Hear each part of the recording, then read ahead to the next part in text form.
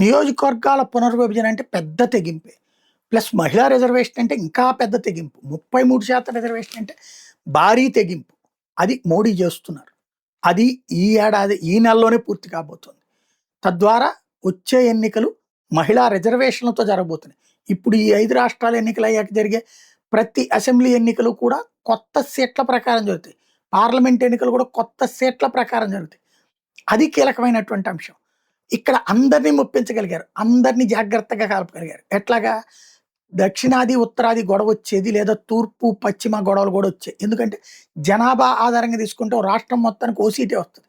ఇప్పుడు 1కి 1 వస్తోంది. 2 ఉంటే 3 వస్తోంది.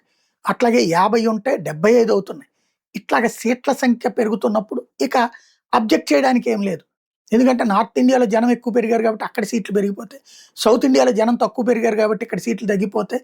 అక్కడ 100కి 150 అయితే ఇక్కడ 100కి 5 పెరుగుతాయి అన్నటువంటి స్టేజ్ నుంచి ఇక్కడ కూడా 100కి 150 అవుతున్నప్పుడు ఇంకా బాధే ఉంది. ఇదే సందర్భంలో మరొక కీలకమైనటువంటి అంశం కూడా చేసుకొచ్చారు. అందరిని ఎలా కన్విన్స్ చేశారంటే ఇప్పుడు పార్లమెంట్ సీట్ల పరంగా అందరికి భయమే ఉంది. నియోజకవర్గాల పునర్విభజనలో రాష్ట్ర ప్రభుత్వాలును కేంద్రం కలుసుకుని ఇష్టారాజ్యంగా చేసుకుంటాయని. అలా కాకుండా ఇప్పుడు ఫర్ ఎగ్జాంపుల్ మహిళా రిజర్వేషన్ ఉంది. అక్కడ ఉన్నటువంటి నియోజకవర్గాల్లో టాప్ 1, 2, 3 ఏదో లెక్క చూసి దాంట్లో లాటరీ తీసి వాళ్ళకి ఒకటి రిజర్వ్ చేస్తామని చెప్పారట.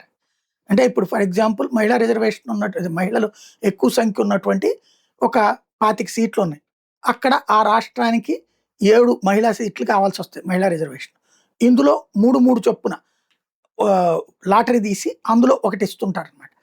తద్వారా ఇటు ఎవరు అబ్జెక్ట్ చేయడానికి లేదు. ఈవెన్ ఎస్సీ, ఎస్టీ సీట్లు కూడా అందరికీ వచ్చినటువంటి అనుమానం ఏంటంటే అప్పట్లో మన ఆంధ్రప్రదేశ్లో జరిగినట్టు అప్పుడు కాంగ్రెస్ దేశవ్యాప్తంగా చేసినట్టు నచ్చని వాళ్ళ సీట్లను ఎస్సీ రిజర్వ్ కిందకి మార్చుకొచ్చారు. అట్లా ఏమైనా చేస్తారేమో అనుకుంటే అట్లా కాదని తేలింది. ఇప్పుడు రిజర్వేషన్స్ని ఎస్సీస్ సంబంధించి టాప్ 3 ఉన్నటువంటి లిస్ట్ తీసి అందులో లాటరీ తీసి ఒకరికి ఇచ్చేటట్టు, ఒకదానికి రిజర్వేషన్ ఇచ్చేటట్టు అట్లాగా ఒక కొత్త మోడల్ని ఎంచుకుంటున్నారు.